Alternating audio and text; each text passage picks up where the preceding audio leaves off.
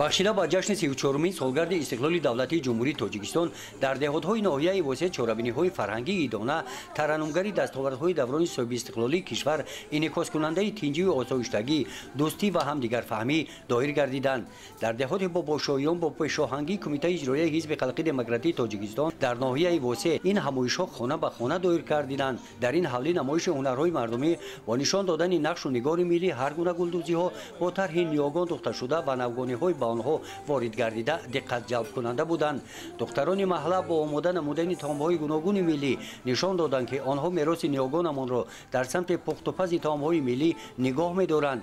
дар ин ҳамоиш намояндагони кумитаи иҷроияи ҳизби халқии демократии тоҷикистон дар ноҳияи восеъ ба ҳунари катбонҳо баҳогузорӣ намуда иштирокчиёни беҳтарин бо сипосномаҳо қадрдонӣ гардиданд.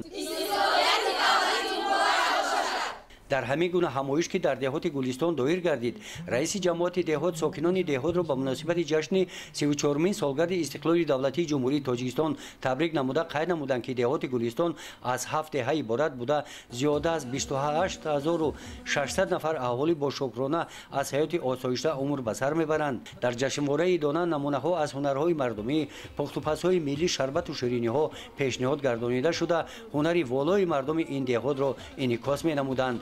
ҳамоишҳои фарҳангӣ бо барномаҳои консертӣ ҷамъбаст гардиданд.